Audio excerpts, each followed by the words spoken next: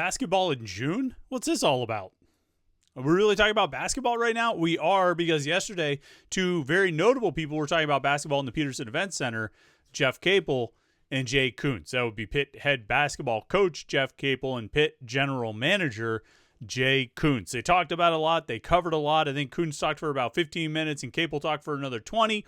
35 minutes of straight to the dome Pitt basketball talk, breaking down the 2026-27 roster, what Jeff Capel's offseason has been like, how Jay Kuntz went around building this roster and his efforts in the transfer portal. And it really is a group effort with all those guys, sort of Kuntz getting the players to campus and Capel landing them. It's sort of, I think, probably how the mechanics of it all works out. And what they've done is build a roster of 16 players, 11 new transfers, two incoming recruits, a couple of walk-ons, returning. Makari Moore is the lone scholarship player returning. They built a roster for the 2026-27 season. We've talked about it a lot already. We're going to talk about it a lot more as the offseason goes on. But yesterday we got to actually hear from Jeff Capel and Jay Kuntz. And while there were a lot of things those guys said that I think were really interesting, and you should, check out the videos we have right here on youtube.com/Panther-Lair.com of Kuntz and Capel talking about this roster and the efforts that went into it and what they were trying to do and everything like that. And you should check those out and you hear the whole thing for yourself.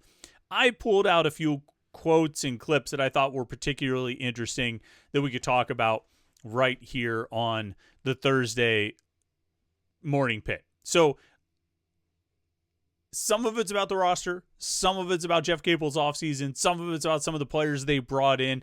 All of it is about Pitt basketball. So let's talk a little hoops here on the Thursday edition of the Morning Pitt. youtube.com/Panther-Lair.com.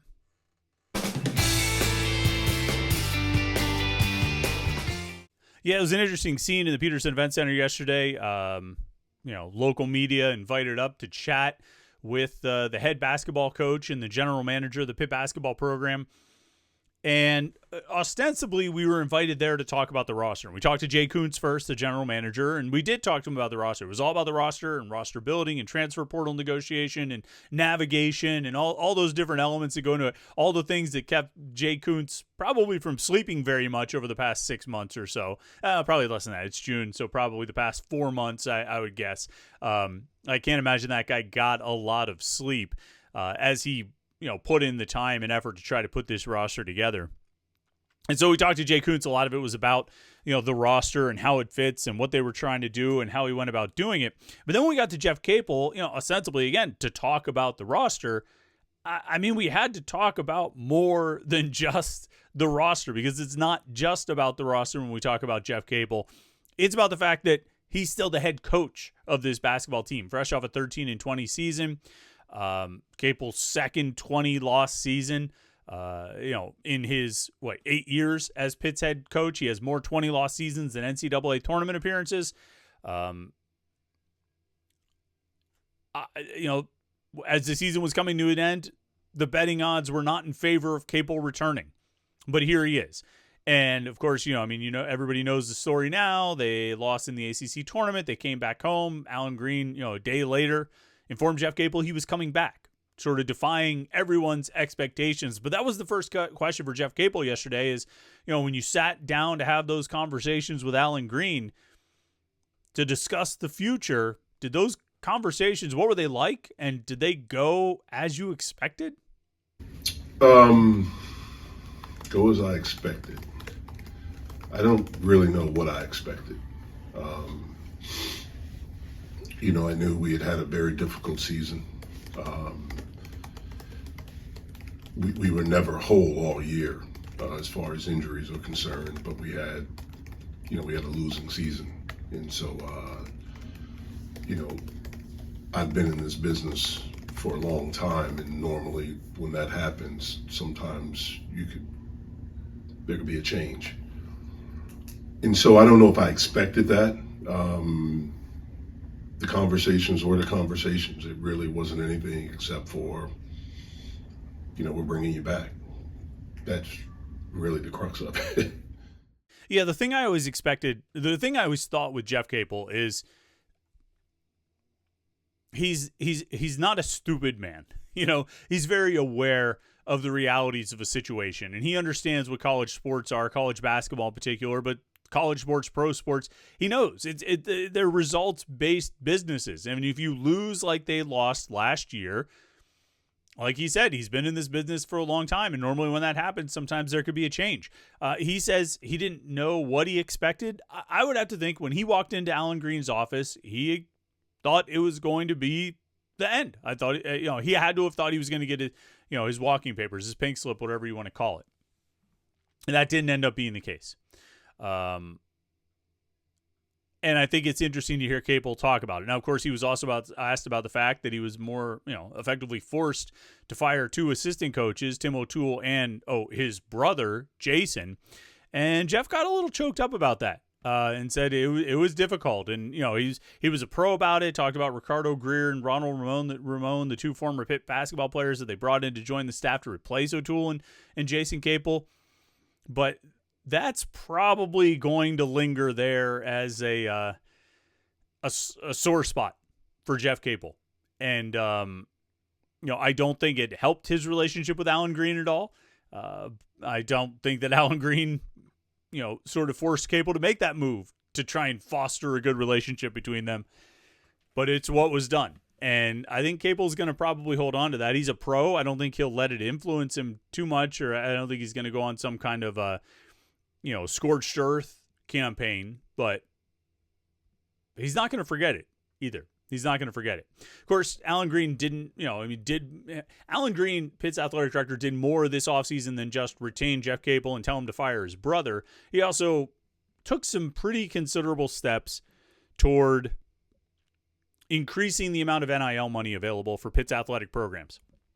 We talked a ton about this last week, about above the cap spending, and you have all your revenue sharing, but then you need to do more than that. And that's where the NIL comes in, and the H2P NIL program. And, one of the things they're doing with H2P NIL is making this Pitt, West Virginia basketball game at the PPG Paints Arena an NIL opportunity. So the players can get some money out of it. It's an opportunity to get money to the players.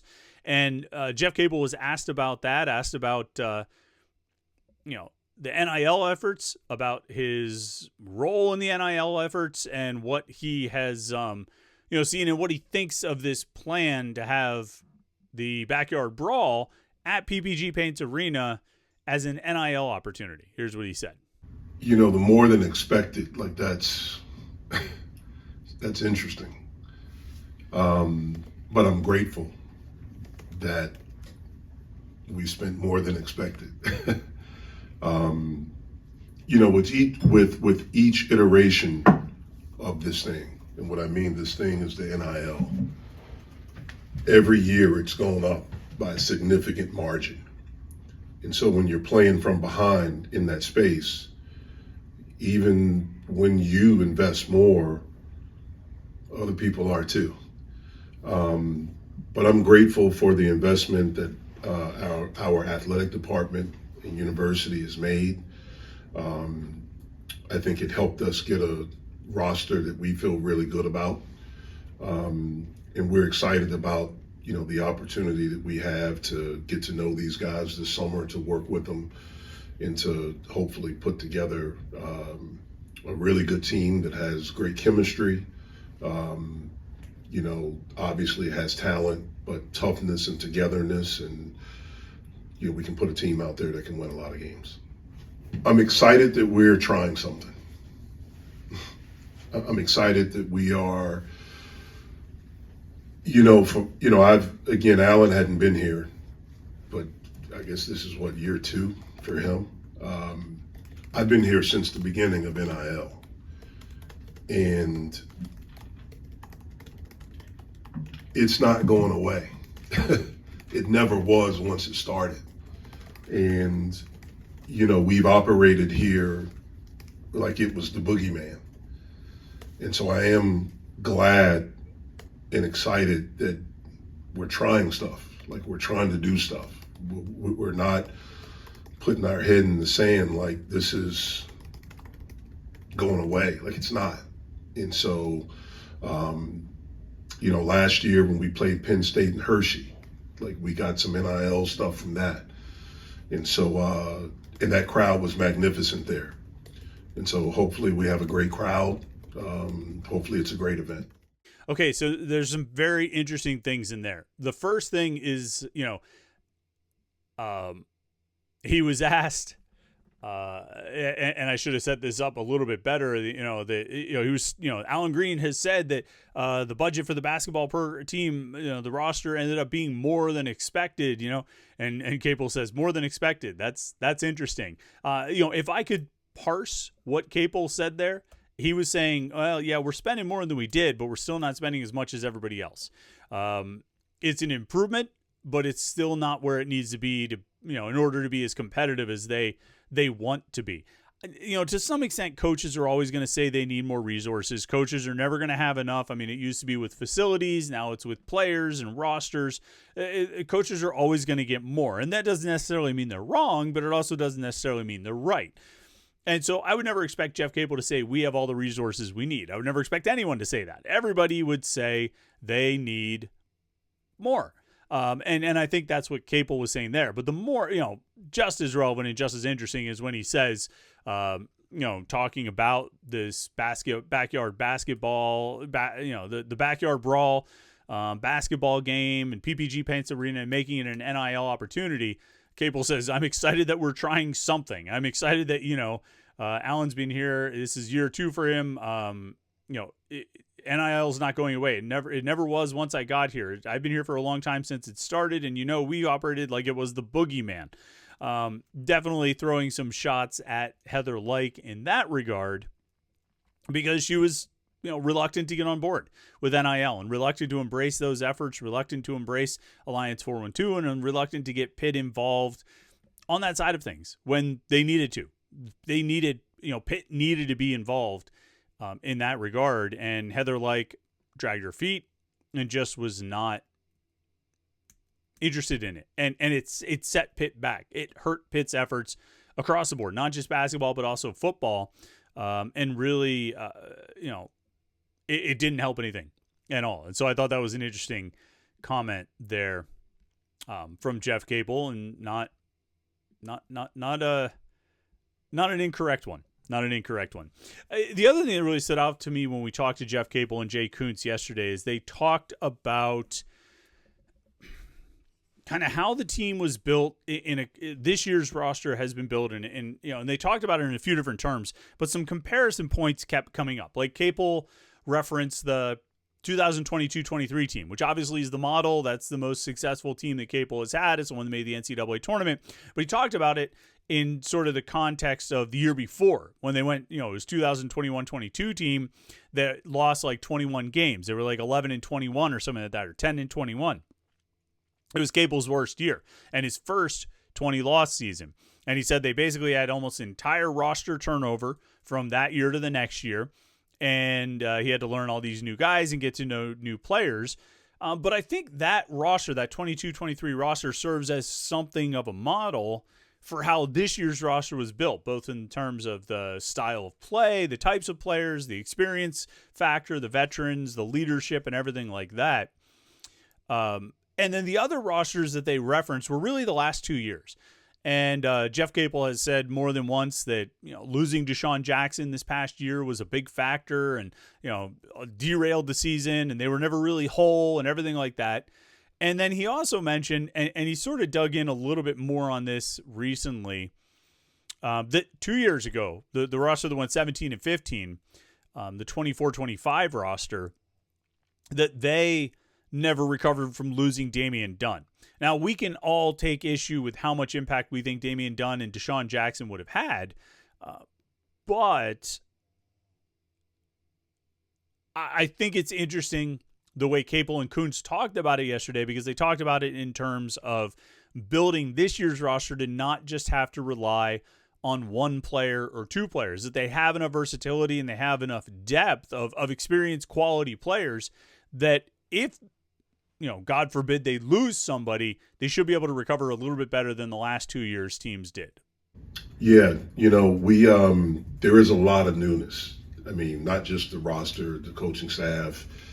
It's a lot of newness. So for me, right now, in this summer, is going to be I think the thing that's most important is me getting to know them, me getting to know each player. Some of them I've coached against, so I've seen them live. A lot of them has just been on Synergy, watching film before they got here. And so, I think it's really important for me to get to know them individually, and then figure out how to push them, how to get the most out of each guy, and then put those pieces together. It has some similarities to how it was 5 years ago. We were coming off of, our worst season since I had been here.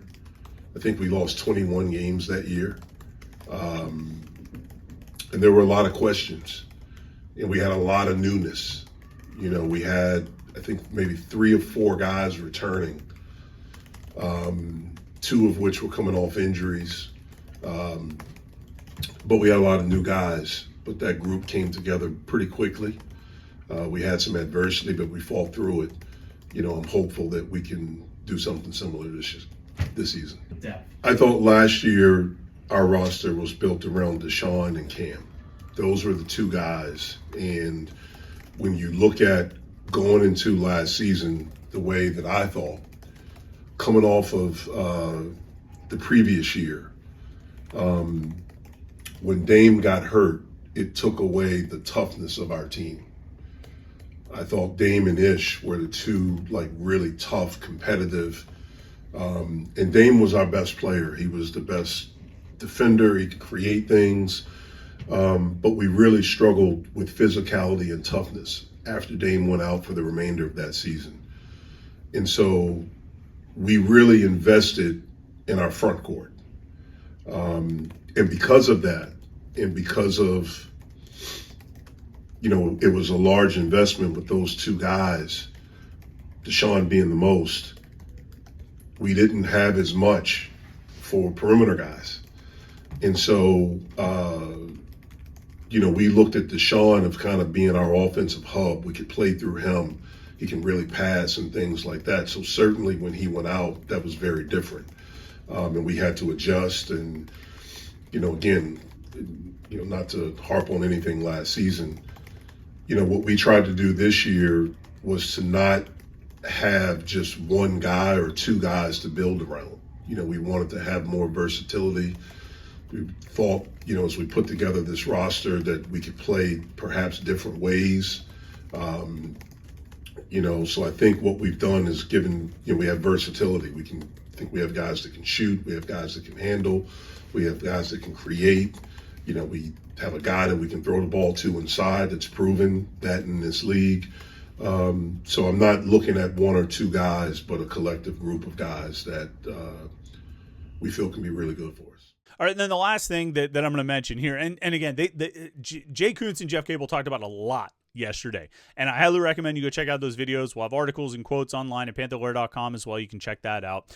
But I highly recommend you go listen to those videos and hear everything they said. They're both interesting characters, and so I recommend taking a look at it. But the other thing that really stood out to me, and maybe it's because I asked both guys about it, was their comments on Jaleel Bethea. And, Jaleel Bethea is becoming a borderline hype guy, a hype train. It's starting, it's still in the station. It hasn't pulled out yet, but, they're throwing some coal in the firebox or whatever. I don't know train terminology or anything like that. But it's starting to puff a little steam.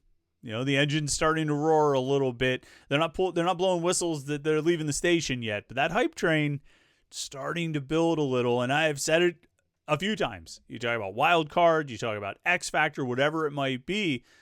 Jaleel Bethea could be that. So I asked both guys. I asked Jeff Capel and asked Jay Kuntz about Jaleel Bethea and what he could be for this, sort of their background, because Jeff Capel recruited Jaleel Bethea coming out of high school a couple years ago. So their background on him, what they expect for him, what the upside is with Jaleel Bethea, and what he could do for them in this 26-27 season. Yep, we recruited him, offered him. He came up for an unofficial visit at some point. His high school team was playing somewhere in the area. And so we got him over here for an unofficial visit. Talented, really, really talented. You know, he was in a situation at Miami that was unfortunate. Coach L, you know, retired during the season after about however many games that he coached. And so the rest of that season was a little bit chaotic down there.